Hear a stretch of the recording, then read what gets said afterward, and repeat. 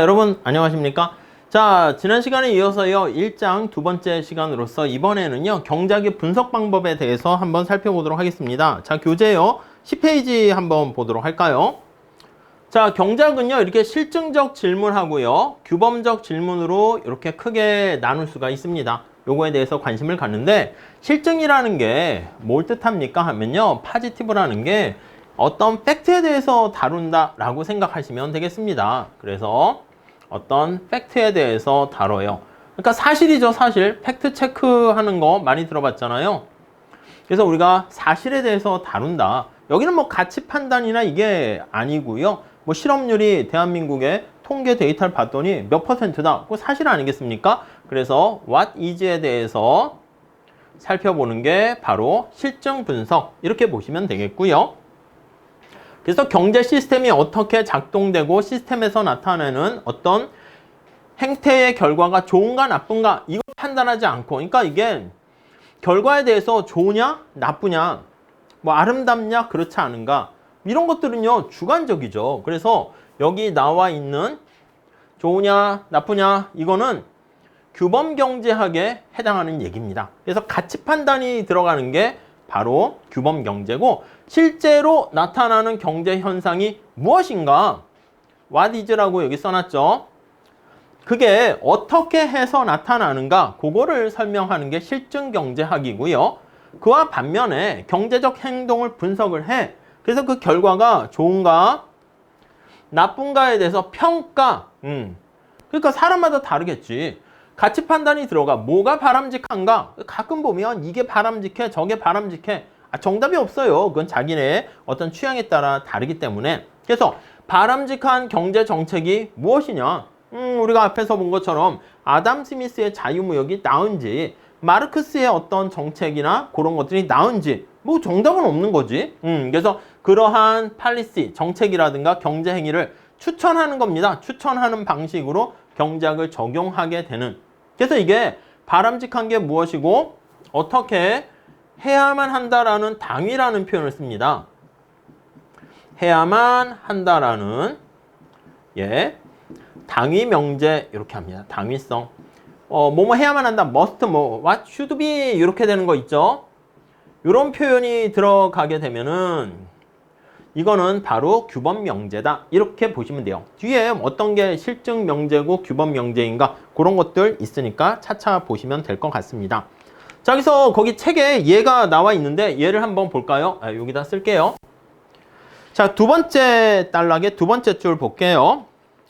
정부가 거기 보시면 보조금을 줘서 대학 교육을 지원해야 하는가, 대학 교육비의 상승을 규제해야 되는가, 이런 것들은 당연히 뭐뭐 해야만 하는가 이렇게 있죠. 그러니까 그런 것들은 규범 명제가 되고요. 정부는 자국 제품과 경쟁하는 외국 제품의 수입을 허가해야만 하는가, 뭐뭐 해야만 이라는 표현 있잖아. 이거는 규범. 실증 위에 첫 번째 단락 볼게요.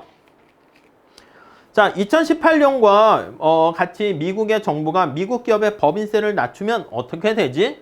이거는 팩트를 다루는 거야. 미국이 기업들의 법인세를 낮추게 된다면, 인하를 하게 되면, 이렇게 지난 시간에 얘기한 것처럼 만약에 이렇게 된다면, if then, 그 결과 어떠한 결과가 일어나게 되는가, 이런 거에 대해서 다루는 게 바로 실증 경제학이다, 이렇게 보시면 될 것 같습니다. 오케이? 그 정도. 그러니까 어떤 질문을 던지면 답을 찾을 수가 있어. 여기는 답이 있는 건 아닙니다. 그러니까 약간 이게 객관식이면, 그래서 얘가 객관적이면, 그러면 규범 경제학은 어떻게 됩니까? 라고 하면 약간 얘는 주관식. 주관식이다. 주관식이라는 것은 뭐 사실 주관적인 의견을 개진하게 되고 채점하는 분이 그걸 보고 나름대로의 주관적인 평가를 매기는 거지. 사실은 여러분들이 주관식 시험에서는요 답을 썼는데, 뭐 우리가 소설을 쓰거나 아니면 시를 쓰는 것도 마찬가지지, 주관식이라는 것은 논술을 하는 것도 마찬가지고, 내가 썼는데 채점하는 분이 여러분보다 더 능력이 떨어질 수도 있지. 당연하지. 여러분들 중에서 경제학적인 타고난 재능이라든가 그런 것들이 이렇게 더 월등한 그런 경우는 제가 그러한 보석과 같은 그런 모습을 파악할 수 없을 수도 있습니다. 그러면 그런 걸 보지 못해가지고 낮은 점수를 줄 수 있는데, 너무 좌절하지 마시고 주관식 시험에서는 아이고 내가 이렇게 똑똑한데 또 너무 또 그러면 안 됩니다. 근데 이렇게 똑똑한데 나의 진면목을 잘 채점하는 교수님이 모르시는구만 이렇게 하고 넘어가셔도 괜찮겠습니다. 근데 그게 자기 위안을 너무 삼는 게 너무 많아지게 되면은 발전이 없긴 해요. 근데 적절하게 조율할 필요도 있겠죠. 자, 그 정도 정리하시고요. 그 다음에 11페이지 가보시면 이론과 경제, 모형 이렇게 얘기합니다. 첫 번째 줄 보시면 물리학과 화학, 기상학, 정치학, 경제학 모두 학문을 연구하는 이론가 입장에서는요. 어떤 인과관계를 설명하려고 합니다. 원인과 결과를 우리가 살펴보려고 하는데 근데 이거를 분석하는 방법으로서 모형, 모델을 사용하게 됩니다. 이 모형이라는 것은 현실이 너무 복잡하기 때문에 현실을 단순화시키는 거거든요. 그래서 이론을 약간 정형화한 것이다. 이렇게 생각을 하시면 되겠고요. 둘 이상의 변수 사이에 있을 수 있는 관계를 우리가 설명을 할 때 이 수학이라는 방법을 사용합니다. 근데 수학이 별로 제일 좋은 거 아니야. 근데 경제학에서 너무 수학이 많이 적용되다 보니까 간단한 얘기를요 그냥 복잡하게 설명하는 그런 측면이 있어. 이게 난리가 났지. 자꾸 너무 그렇게 수학의 세계로 가다 보면은 사람들이 이제 경제학을 깊이 하잖아. 그러다 보니까 경제학을 공부하거나 경제학을 전공하는 사람들이 없어지면 이 경제학 시장 자체가 황폐화될 수 있겠죠. 사실 경제학은 앞에서 본 것처럼 우리가 경제학을 공부해야 되는 이유 뭐 몇 가지 있었잖아요. 근데 그런 것들을 사실 이렇게 수학이나 또 지나치게 복잡한 그래프를 통해 가지고 설명하다 보니까 말로 간단하게 설명할 수 있는 것을 복잡하게 해가지고 사실 문제가 되기도 해요. 아니 그러면 왜 수학이나 그래프를 씁니까? 아니 이게 지금 간단한 수요 공급 같은 거는요 말로 해도 된다고 우리가 나중에 보겠지만 가격이 비싸니까 사람들이 물건을 덜 사고 싸니까 많이 산다. 끝! 그치? 근데 왜 그렇게 수학이나 그래프를 쓰게 되냐면 이 내용이 조금 이제 복잡하게 들어가 버리게 되면 여러분들 생각해 보세요. 수능이라든가 그런 거 지문들 보면 철학 지문들 보면 정신없잖아. 복잡하잖아. 근데 그거를 만약에 수학이나 그래프를 통해 가지고 요런 건 요런 내용입니다. 이렇게 설명하게 되면 우리가 다시 할 건데 그냥 그래프를 이렇게 그리는 거야. 여기 소비량, 수량이 있고 여기 가격이 있습니다. 그럼 얘가 이렇게 우하향한다라고 하면 그냥 끝. 간단하잖아. 이걸 더 좀 함수라는 수식을 이용해 가지고 내가 소비량이라 할게. 수요량이라 쓸 겁니다. 요거는 가격에 의해서 영향을 받게 된다. 그리고 요 가격의 관계는 마이너스 관계다. 이렇게 한 줄로 표현하게 되면 동일한 얘기를 우리가 더 심플하게 전달할 수가 있는 거야. 차차 계속 얘기할 건데 이 모형이라는 게 현실이 너무 복잡해. 그렇기 때문에 그 현실의 어떤 원리를 심플하게 간단하게 보여주는 것이다. 요 정도만 우선 보시면 되겠습니다. 자, 변수다라고 하면요. 이거는 뭔가 시간에 따라 변하거나 매번 관찰에 따라 변화하는 값, 그것을 변수 이렇게 보시면 돼. 가격이나 수량 이런 거 다 변하는 거죠. 주어진 가격에 따라서 매번 사람들이 가격이 변화했을 때 소비량, 수량이 어떻게 변화하는가 그런 것들은 다 변수다. 이렇게 보시면 되겠습니다. 변수는 굉장히 관심사가 되는 우리의 관심사가 되는 대상들은 다 변수가 될 수 있습니다. 자, 세 번째 단락 볼까요? 모든 모형은 현실을 단순화시키는 겁니다. 이 모형이라는 것은 여기 앞에 수식어가 들어가 있어야죠. 현실은 복잡해. 복잡한 현실을 단순화시키는 작업이다. 이렇게 보시면 될 것 같고요. 오케이? 이해 가시죠? 자, 경제학을 비판하는 사람들은 단순화를 비판해가지고 야, 현실이 이렇게 복잡한데 너넨 말이야 수요 공급 가지고 이렇게 얘기하니 그 뭐 의미가 있겠냐 이렇게 얘기하는데 안 됩니다. 우리가 수요와 디맨드, 서플라이 요 수요 공급의 법칙을 이용해 가지고 우리가 살펴보는 게 너무 현실을 단순화시키는 것도 문제지만 현실에서 가장 중요한 핵심이 되는 맥락을 우리가 심플하게 전달을 하게 되는 겁니다. 자, 그래서 오히려 단순화가 경제학의 강점이라고 경제학자들은 얘기해요. 우리 물리의 법칙 같은 거 얘기할 때도 물리학 되게 복잡하잖아. 화학도 복잡하고 코로나가 어떻게 해가지고 막 퍼지고 이 복잡하잖아. 그걸 심플하게 그림을 그려가지고 그냥 이런 식으로 이해 전달을 시키는데 우리가 주안점이 있다는 것입니다. 아니 거기 나와 있는 것처럼 네 번째 단락 볼까요? 지도라는 게 대표적인 거야, 지도. 아니, 내비게이션 생각해 보세요. 우리가 지도라는 게 있어서 그걸 가지고 우리가 자동차를 운전하거나 어떻게 가게 되는데 이 목적에 따라서 다릅니다. 거기 다음 줄에 나와 있는 것처럼 어떤 목적으로 만드느냐에 따라서 지도에 표시되는 게 달라요. 자, 세인트루이스에서 피닉스까지 자동차로 간다면 고속도로라든가 자동차 길에 초점 맞춰서 그려야 되고 그게 아니라 내가 피닉스 내에서 만약에 돌아다닌다고 할게. 그러니까 자동차로 이동을 하게 되는 게 목적인가? 아니면 피닉스의 어느 한 지역을 내가 걸어 다니면서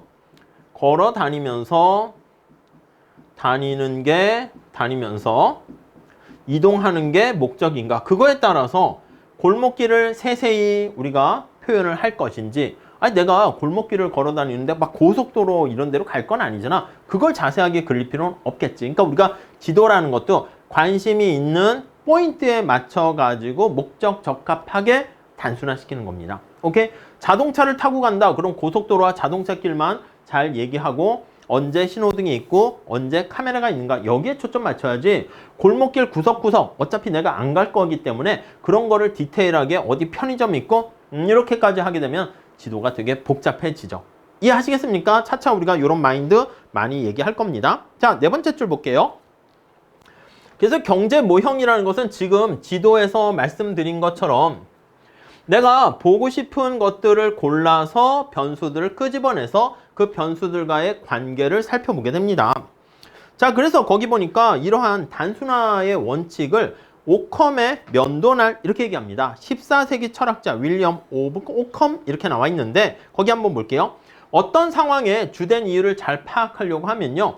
부수적이고 세부적인 내용을 버려야 합니다. 이 버린다는 게 단순화 이렇게 하는 거죠. 아니 우리도 사진을 찍을 때 어떤 인물 중심으로 찍느냐 아니면 저 멀리 배경을 중심으로 찍느냐에 따라서 피사체에 어디를 초점 맞추냐에 따라서 사람을 중심으로 찍는다 그러면 그 뒤에 배경은 약간 뭔가 흐리게 모자이크 처리하면서 이렇게 우리가 약간 뽀샵 처리할 수 있겠죠. 그게 바로 단순성의 원칙이다. 이렇게 보시면 되겠습니다. 자, 그래서 그 정도 정리하시면 되겠고 자, 그래서 우리가 세테리스 페리부스 이렇게 표현하는데 이게 바로 뭐냐면 어떤 관심 있는 변수들 두 변수 간의 관계를 위해서 다른 변수의 값을 고정한다 이렇게 보시면 되겠습니다. 아니 여러분 생각해봐. 어떤 친구가 성적을 얼마나 해서 올려야 될까요? 이렇게 얘기한다 그러면 성적이 향상시키는 많은 방법이 있어요.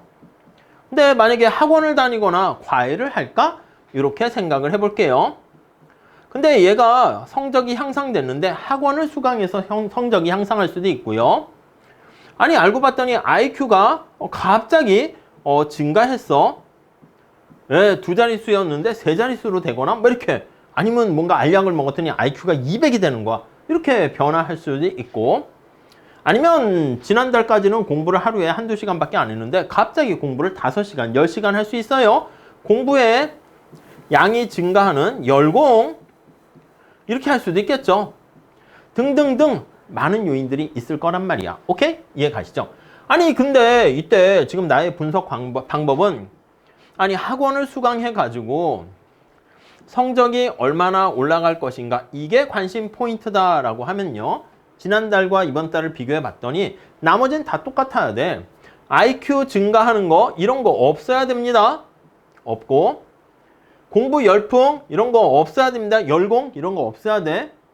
컨닝 이런 것도 안 돼요. 오로지 변화한 것은 이렇게 학원의 수강을 다르게 했을 때 성적이 얼마나 올라가는가 여기에 초점 맞춰서 보셔야 될 겁니다.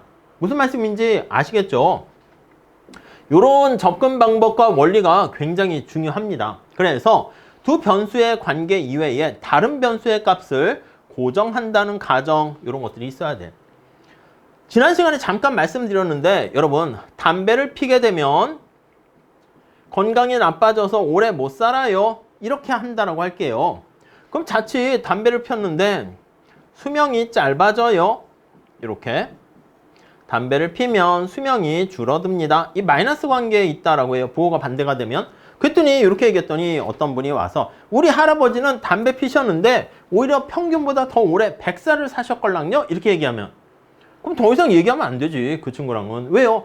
아니 우리가 이 얘기는 뭐냐면 그 할아버지께서 담배를 안 폈다면 200살까지도 살 수 있었을 건데 100살밖에 못 사신 거거든요. 담배 때문에. 그러니까 담배 이외에 다른 요인들이 있죠. 갑자기 할아버지가 뭐 건강식품을 드신다거나 운동을 한다거나 이런 걸 통해서 담배로 인한 효과를 다 제거할 수 있잖아. 그래서 다른 수명에 영향을 주는 요인들은 고정을 시켜 놓고요. 이것도 마찬가지지.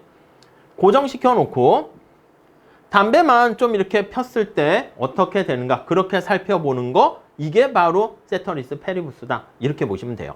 자, 이렇게 우리가 가정하는 거는요, 요거는 우리가 관심 있는 두 변수의 관계만 끄집어서 현실을 단순화하는 방법이다 라고 보시면 되겠고, 요게 어떻게 보면 되게 심플한 건데 많이 뒤에서 활용이 될 거예요. 오케이? 그 정도 봐주시면 되겠습니다. 그래서 밑에 거기 나와 있어요. 예를 한번 보세요.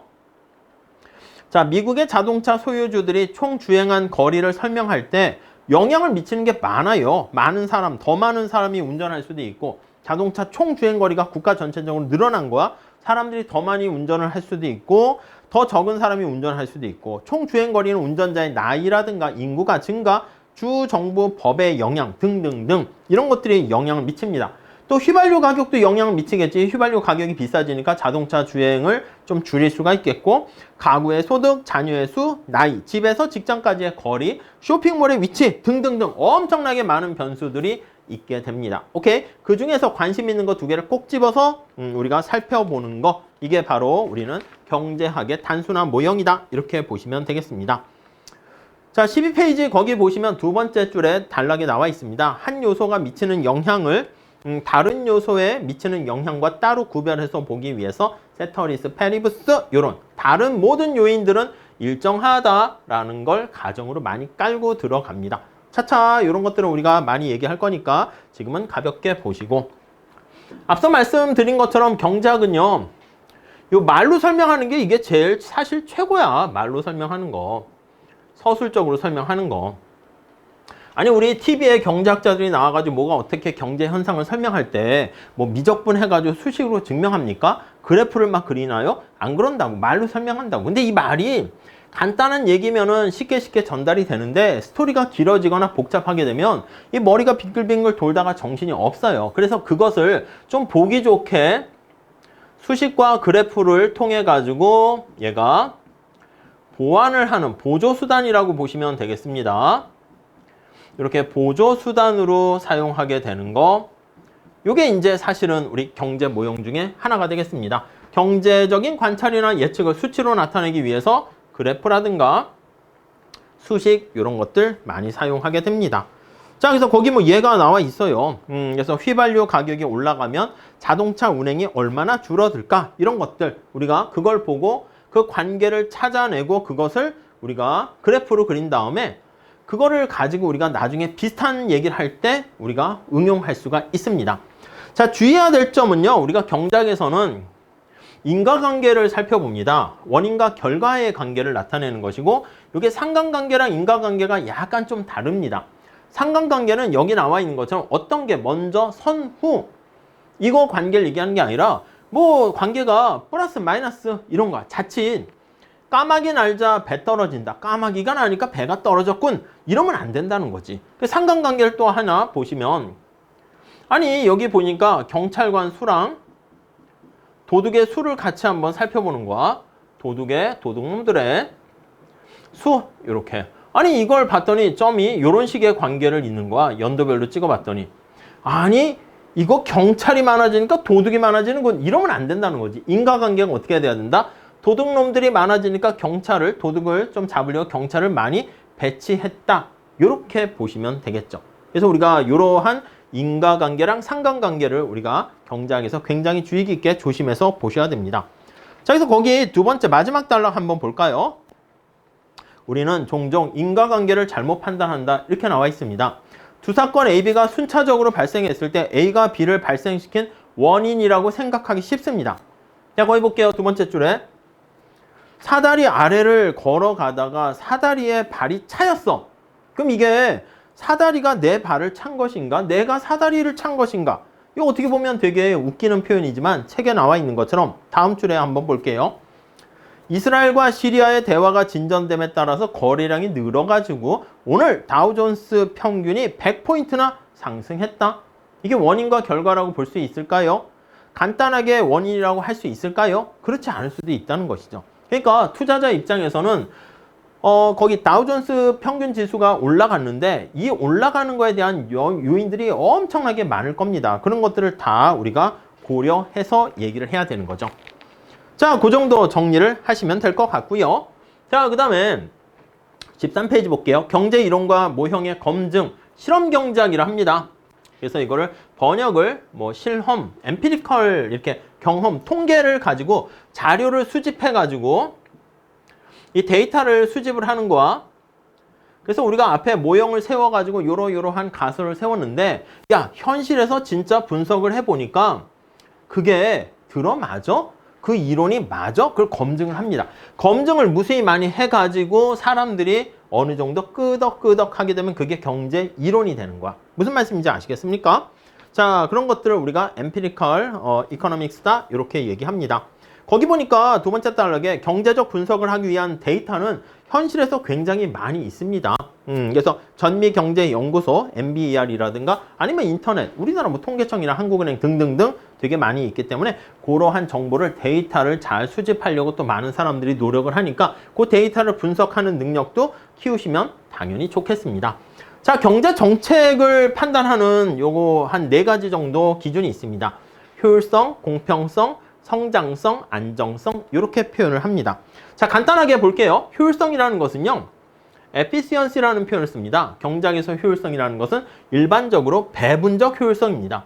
자원이 희소하기 때문에 우리가 낭비를 하면 안 되지. 자원의 희소성 때문에 여러분도 마찬가지 아닙니까? 돈과 시간이 제한되어 있기 때문에 그래서 나름대로 적절하게 적재적소에다가 사람들이 가장 원하는 목적을 달성하기 위해서 최소의 비용으로 가능한 한 적은 비용으로 원하는 만큼을 생산하는 그런 경제 이런 것들을 다루는 게 효율성이다. 이렇게 보시면 되겠어요. 자, 그래서 주로 이제 배분적 효율성이고요. 생산적 효율성 그것도 맨 마지막 제줄에 나와 있죠. 생산할 때 최소의 비용으로 최대 효과를 얻게 되는 것 그것도 생산적 효율성. 프로덕션과 관련한 효율성 이렇게도 얘기를 하게 됩니다. 다음 페이지에 가보시면 우리의 관심사는 이렇게 효율성이 관심사가 되는데 자, 14페이지 첫 번째 줄 볼게요. 재화나 서비스가 효율적으로 배분하게 되는 방법은 그러니까 희소한 자원을 효율적으로 배분하는 방법은 뭐가 있냐라고 하면은요. 첫 번째 줄 보세요. 사람들 사이에 자유로운 교환이 이루어지도록 그러니까 자유롭게 알아서들 하세요. 하는 거야. 제가 목이 말라 죽겠습니다. 저는 배가 고픕니다. 그럼 사람들이 물을 많이 가지고 있는 사람한테 목마른 사람은 그 사람이 빵이 많이 있으면 저기 빵과 물을 교환하게 되면 서로 윈윈 할 수 있지 않겠습니까? 그렇기 때문에 자유로운 교환을 이렇게 교환이 이루어지게 되면 거기 나와 있는 것처럼 어느 누구도 손실을 보지 않으면서 교환을 통해서 이전보다 더 나아지는 윈윈 이런 것들을 우리가 경제학에서는 앞으로 많이 얘기할 겁니다. 근데 현실에서는 정부가 이렇게 자유로운 교환을 이렇게 규제하기도 합니다. 자, 두 번째 단락 볼까요? 비효율성이라는 것은 자유로운 의사결정을 정부의 규제라든가 세금, 텍스를 부과해서 세금으로 어떤 자유로운 의사결정, 선택을 왜곡한다고 합니다. 왜곡이라는 단어 잘 봐주세요. distortion 이렇게 표현하는데 이러한 왜곡을 초래해가지고요. 거기 예를 통해서 볼까요? 예를 한번 통해서 보시면 자, 옥수수 생산에 적합한 땅에 밀을 생산해 하고 정부가 막 얘기하는 거야. 손흥민 선수한테 축구를 잘하는데 물론 이건 가정이긴 하지만 손흥민 선수한테 야 공부해 뭐 이렇게 한다거나 공부를 하는 사람한테 야구해 농구 선수한테 배구해 정부가 강제적으로 이렇게 자기의 직업을 막 결정해 버리게 되면 자신들이 가지고 있는 능력이 사람들이 다 다르잖아. 또 좋아하는 게 다 다르잖아. 이거를 강제로 왜곡 비틀어 버리게 되면은 그만큼 효율성이 떨어진다 이렇게 보시면 되겠습니다. 그러니까 손흥민 선수가 발을 잘 쓰는데 야구를 강제로 하라고 했어. 그랬더니 손을 쓰는 건 잘 연습이 안 돼 있고 재능은 발이 더 뛰어나게 되면 손흥민의 재능을 충분히 발휘하지 못하기 때문에 낭비가 발생한다 이렇게 보시면 돼요. 결국 효율성이라는 얘기는요, 우리가 앞에서 본 것처럼 낭비가 없어 이렇게 정리를 하시면 되겠습니다. 자, 그 정도. 거의 낭비라는 얘기 많이 있죠. 다음에 공평성이 있습니다. 이꼬띠라는 표현을 쓰게 되는데 공평, 공정 이렇게 나와 있어요. 거기 보면 이거는 앞에서 얘기한 것처럼 주관적인 규범경제학과 관련된 얘기입니다. 이 효율성은 낭비만 없으면 되기 때문에 이거는 객관적인 우리가 낭비가 있나 없나 그렇게 보시면 되겠어요. 이해 가시죠? 자, 그래서 우리가 거기 세 번째 줄에 나와 있는 것처럼 아니 소득이나 부가 어떻게 분배되는 게 가장 바람직할까요? 뭐가 공정한 분배 방식일까요? 여러분, 제가 여러분들한테 학점을 나눠주게 됩니다. 제가 줄 수 있는 학점은 이렇게 뾰족한 학점과 둥글둥글한 학점 이렇게 있다고 제가 수업 OT 때 말씀드렸죠. 사람들한테 제가 여러분 공정하게 나눠드릴게요 해가지고 이렇게 똑같이 모든 수험생들 다 뭐 B나 C 이렇게 준다거나 공정하게 아니면 제비뽑기로 한다거나 이게 바람직하고 공정한 게 아니잖아. 공정이다라고 하면은요 우리가 아니 기여한 만큼 이거 이해 가세요? 노력한 만큼 내가 학점을 받게 되는 물론 여기선 또 상대적이죠. 자원이 희소화되니까 제가 A+가 그렇게 많지 않습니다. 희소해. 그러니까 어떻게 보면 내가 열심히 노력을 했어. 이만큼 기여했다고 생각하는데 상대평가를 할 수밖에 없으니까 A+가 충분히 있으면 상관없는데 그렇지 않단 말이야. 그러면 누군가에게는 A+ 주고 아이고 나보다 더 열심히 한 다른 학우가 있나 보다. 그러면 할 수 없이 나는 B뿔을 받게 되고 또 더 열심히 한 사람이 있으면 C뿔로 밀리고 뭐 그렇게 되는 것이죠. 이해 가시겠죠? 자, 그 정도 보시면 되겠고요. 그러니까 사람마다 노력과 능력에 따라 공평하게 분배되는 거 그렇게 생각하는 걸 수도 있어요. 자, 프랑스 경제학자 토마스 피게티는요. 21세기 자본이라는 거에 대해서요. 우리가 서구 사회 전체적인 데이터를 장기간 데이터를 살펴봤더니 불평등이 점차 이렇게 심화되더라. 그런 것들을 방대한 데이터로 책으로 출간했고요. 한번 찾아볼 수 있습니다. 번역도 돼 있어요. 그리고 스탠퍼드 대학의 라즈 채티는요. 미국 사회에서 우리 수저 논쟁 하잖아. 부모와 성인이 된 자녀의 소득이 어느 정도 연관성이 있는가. 부의 대물림이 과연 얼마나 심각한가. 이런 것들도 분석을 하고 있다라고 보시면 되겠습니다. 다음에 이제 성장성 이렇게 해서 이코노믹 그로스라고 표현을 합니다. 한 나라의 경제에 총생산이 증가하게 되는 것을 경제성장이라고 해요. 기존의 재화나 서비스를 생산하는데 더 나은 방법을 통해서 생산을 하거나 새로운 재화라든가 서비스를 개발하게 되면 한 경제의 총생산은 증가하게 되는 것을 알 수가 있습니다. 오케이? 자, 그래서 거기 보시면 새로운 생산 기술을 만들거나 아니면 정부가 어떻게 경제성장에 역할을 할 수 있을까요? 정부의 역할이 있을까요? 잘하면 있을 수도 있다고 봅니다. 거기 보시면 세 번째 단락에 보시면 자, 경제성장을 정부가 낮추기도 하고 높이기도 하는데 새로운 생산기술 개발을 촉진하기 위해서 세법을 개정해서 세율을 낮추는 거야. 세율 인하를 통해서 연구개발에 투자를 하게 되면 R&D를 할 수 있겠죠. R&D에 투자를 촉진할 수가 있고요. 연구개발에 투자하시게 되면 정부가 세금을 깎아줄게요. 이럴 수 있습니다. 그리고 아니면 이 보조금을 지급해가지고 새로운 인공지능이라든가 이런 거에 대해서 정부가 재원을 지원해 줄 수가 있겠고요. 개발도상국 같은 경우는 고속도로 같은 SOC, 사회간접 시설을요, 사회 기반 시설을 확충하거나 물류 비용이 많이 드니까 문제가 될 수 있잖아. 운송 체계를 개선해서 경제 성장이 빠르게 될 수 있도록 할 수도 있고요. 기업이나 부유한 사람들이 자국보다 외국에 투자를 하게 되면 당연히 삼성이나 현대가 외국에 공장을 짓고 외국이 막 투자해. 그럼 우리나라 자국 입장에서는 별로 좋은 게 아니죠. 그러니까 뭐 그런 것들이 경제 성장의 또 원천이 될 수가 있습니다. 그 다음에 스테빌리티라는 안정성도 있습니다. 낮은 인플레이션과 자원의 원활한 고용, 그러니까 인플레이션이 높아지면 물가가 상승하는 건데 별로 좋지가 않고 요즘 같은 경우 인플레이션 때문에 많은 정부들이 고민을 하잖아요. 그리고 요거 원활한 고용, 이게 뭐야? 그치? 실업률, 실업과 인플레이션이 우리의 관심사가 됩니다. 그래서 한 경제의 안정적인 성장, 그런 것들에 대해서 경기 변동이죠. 우리가 살펴봅니다. 자, 거기 보니까 1950, 60년대는 상대적으로 꾸준한 성장과 안정된 가격, 낮은 인플레이션, 낮은 실업률 이런 걸 보였는데 1970년대와 80년대에 갑작스러운 인플레이션이 발생하면서 근데 인플레와 더불어 또 실업률이 증가하는 거야. 경기 침체가 같이 옵니다. 그래서 거기 나와 있는 상황을 우리가 스태그플레이션이라고 하죠. 1982년에는 엄청난 실업자가 한 10% 정도 발생했고요. 90년도 초반에 또 경기 침체가 또 한 번 생겼고 뭐 10년 간격으로 나오네요. 2008년, 2009년에 또 엄청난 경기 침체가 왔다라는 걸 알 수가 있겠습니다. 자, 경제학으로 초대입니다. 여러분들 경제학 요 여정이 사실 재밌을 수도 있고 재미없을 수 있는데 보통은 재미가 없어요. 재미가 없는 것은 이렇게 교과서가 그래프나 수식으로 막 하다 보니까 당연하고 쉬운 얘기를 복잡하게 설명하는 경향이 있거든. 근데 그런 과정이 나름대로 그래프를 보는 연습이니까 다각도로 우리가 생각을 해 보시고 그 다음에 그런 것들을 현실에 어떻게 적용할 것인가. 이건 여러분들이 이래저래 생각을 하시면 될 것 같습니다. 자, 그래서 경제학의 작동 원리에 대해서 우리가 공부를 하게 되는 것이고 경제학이 요구하는 생각하는 법을 익히게 되면 세상을 나름대로 이게 반드시 정답이라 볼 수는 없지만 세상이 어떻게 흘러가고 작동되는가 그 메커니즘을 이해하는데 많은 도움이 될 수 있다라고 보시면 되겠습니다.